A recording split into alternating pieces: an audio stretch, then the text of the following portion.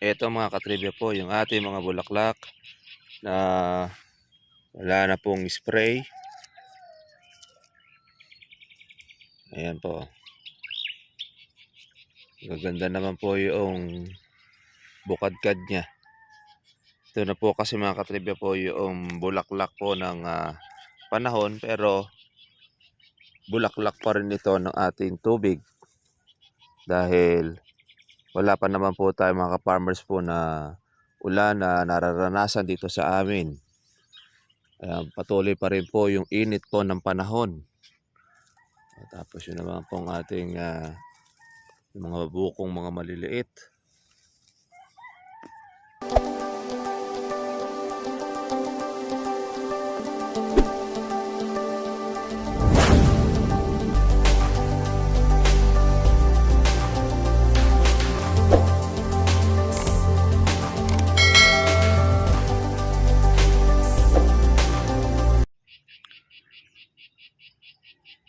Ito mga katribya po, yung ating mga bulaklak na wala na pong spray. Ayan po. Gaganda naman po yung bukadkad niya. Ito na po kasi mga katribya po yung bulaklak po ng panahon, pero bulaklak pa rin ito ng ating tubig. Dahil wala pa naman po tayo mga farmers po na ulan na nararanasan dito sa amin. Patuloy pa rin po yung init po ng panahon. Tapos yun naman pong ating yung mga bukong mga maliliit. Ayan. Good morning po sa inyo mga katribyat. Welcome po sa aking YouTube channel. Kamusta na po kayong lahat? Ito, update po tayong muli dito sa ating alaga pong kalamansi. Yung huli nating pagkapatubig na kung saan ay ating nakita yung paglabas po ng mga bulaklak.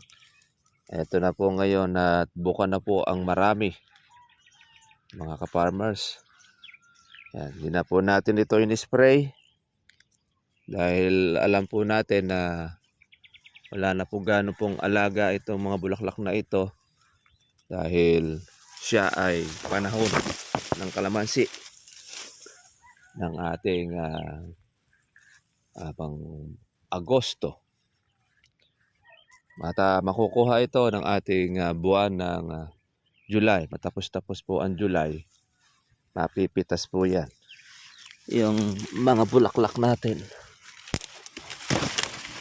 Dito tayo nakapagpapatubig ng ating kalamansi mga ka-farmers. Ayan o. Wala na pong spray. Sa init po ng panahon ay mairita na rin po halos ang kalamansi natin. Although may mga insekto talaga rin, hindi po talaga naman totally pa mawawala po yan ang mga insekto.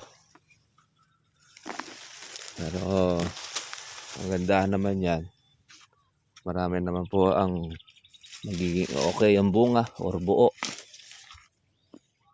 Sasabi natin na mababa na po ang presyo ng kalamansi pagka pinitas po yung pambuwan ng Agosto dahil bunga na po yan ng ulanan mga ka-farmers. Ayan po yung ating mga bulaklak. Yan, basta't makatikim po ng ulanan yan mga katribye. Dito yung mga bulaklak natin sa dulo, yung marami. Yan, dibasa kasi yan, hindi siya ganong nagbunga. Meron naman tayo mga bukong mga alanganin na palakihin. Ito, maganda po ang bulaklak dito sa area na ito. Ito po mga farms po yung ating isa pong farm. Isa natin pong farm. Meron po tayong palakihin at tagtag na po yung bulaklak. Ito naman ay kabubuka lang po ng bulaklak, pero ibang mga tagtag na. Merong iba naman na salukuyang bumubuka.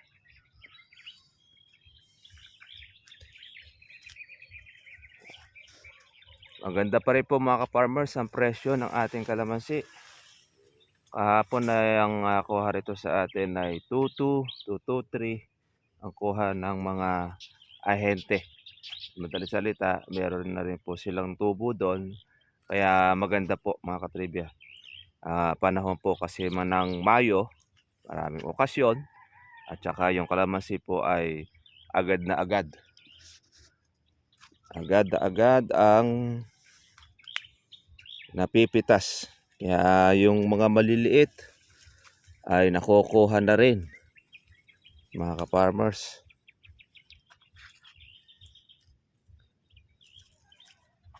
At tayo nagpapalaki pa tayo ng ating bunga doon sa ating isang area.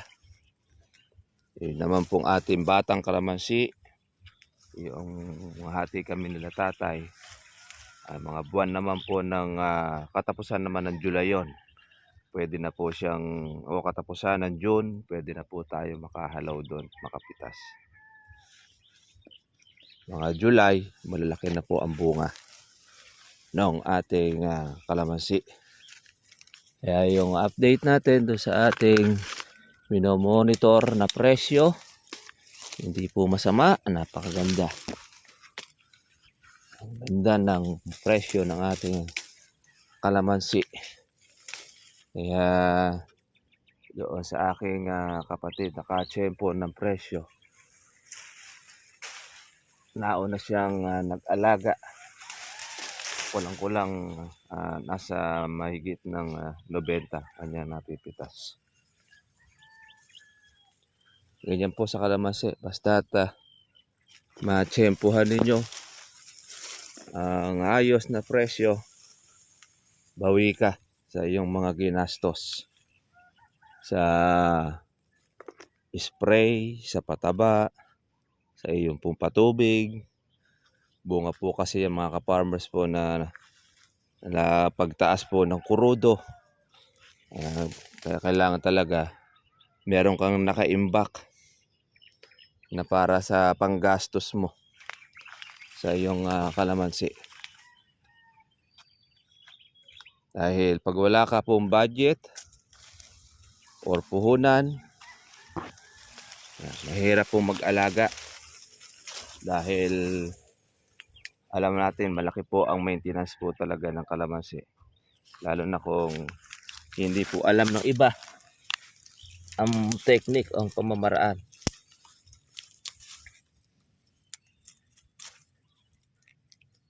Kaya tsaga-tsaga lang mga ka-farmers.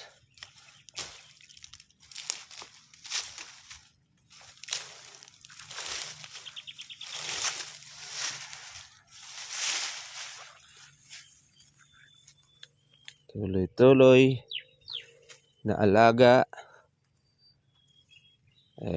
Tayo naman kasat continuous lang. Nakikita na yung mga bukong mga maliliit. Ngayon po kami mga ka-farmers po nagpapahinga na ng ating pong pag-spray. Pagka tumuntong na po yung sobrang kainitan ng panahon, di na po namin to ni-spray na yung ating mga kalamansi. Dahil madodoble ang kanilang mararanasang init. Mainit na sa klima, yung sikat ng araw, tapos pati yung gamot ay mainit pa rin. Kaya stop na tayo ng ating pong mag-spray. Pero ang kalamansi, tuloy-tuloy naman po yung kanya pong pagbubulaklak.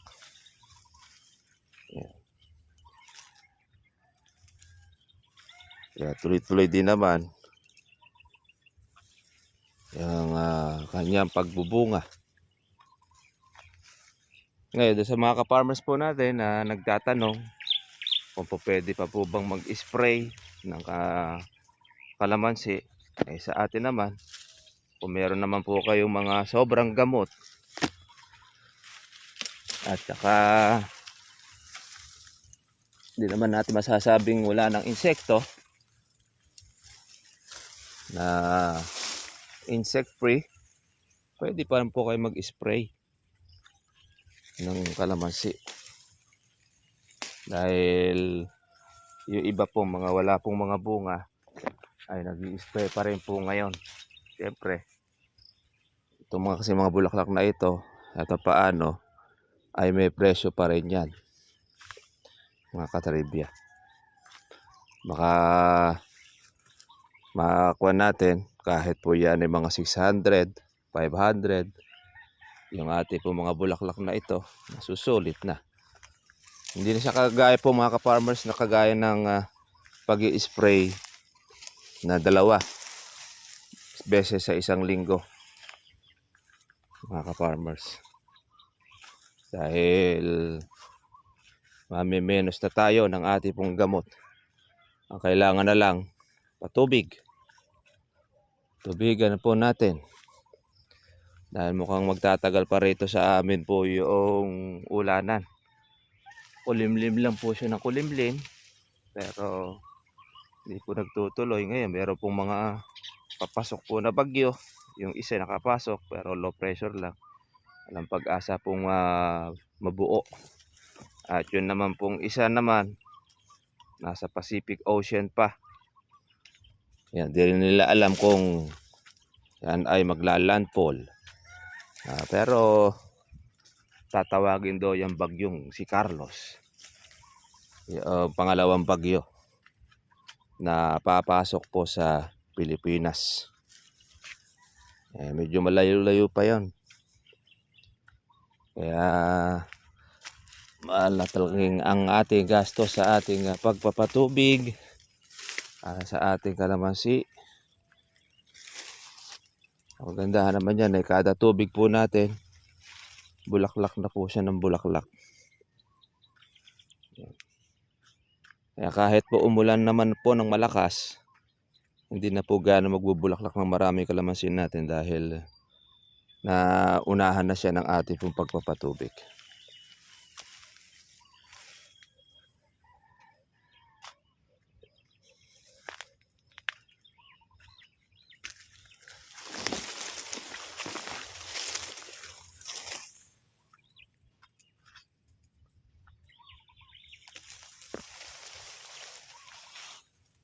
Itong kalamansi natin, mag-aapat na taon na. Kaya ito. Susunod po ito ay pwede ng hagdanin. Although naaabot pa po yung ibabaw. Kaya lang siyempre pupwersa na. Tsaka po masisiklat. Kaya obligado na po itong maghagdan. Doon sa ating kalamansi. Kaya kasi pagka po hindi hinagdan hindi po nakukuha ng mamimitas yung taas. Kaya mangyayari po ay mahihinog. Sayang, magiging reject. Ang mahal pa naman ng kalamansi. Kasi libo pa rin po ang presyo ng reject, mga katribya. Imagine po ninyo, reject na lang po ay maganda po ang presyo. Lalo na po ang berde. Kung 2.2 or 2.1 ang presyo, pumapatak po na 70 ang kilo sa puno pa lang. How much more pagka ito mga katribya ay maitingi, mahigit 100 ang presyo ng kalamansi. Kaya lang, matagal ka naman pong magtingi. Yan yung mga bulaklak po natin.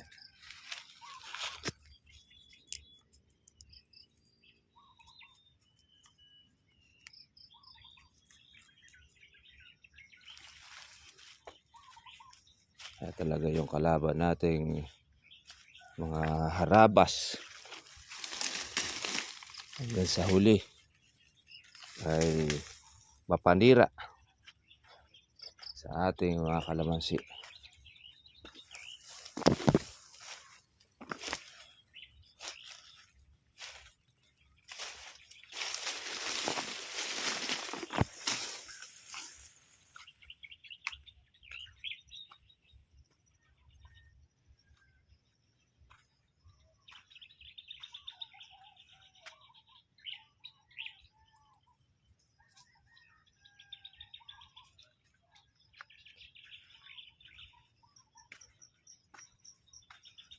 Spray.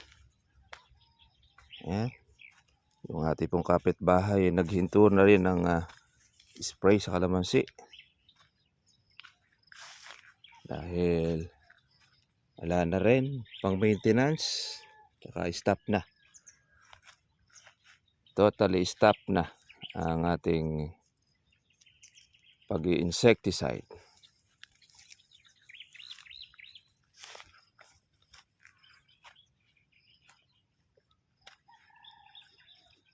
Okay, mga ka-farmers, mga ka-trivia, ayan, presyo po natin ay 2.1, 2.2, 2.3, swerte pagka po limbawa at malalaki po ang presyo ng kalamansi ninyo. Kaya mga ka-farmers, ay itong tagaraw na itong buwan ng Mayo, ay hindi po bumaba ang presyo ng kalamansi. Yung isang araw, nag 1.819, 1.950, yun ang lakad. Pero basta't po yung kalamansi natin ay naglaro sa 2,000 kahit hanggang pong 1.5, swerte pa rin mga ka-farmers. Umaga, bawi po ang ating mga magkakalamansi. Paano mga ka-farmers? Ganun na lang po ang ating pong vlog. At monitor na lang po tayo pong muli sa ating pong mga inaalagaan. At God bless po sa inyong lahat. Kita lang po tayo po bukas. Isa pong mainit po na panahon. Ay grabe. Kaya huwag natin kalimutan na lagi uminom ng tubig para po maiwasan natin ang heat stroke sa panahon po natin ngayon. God bless po sa inyo lahat mga ka-farmers. Bye-bye.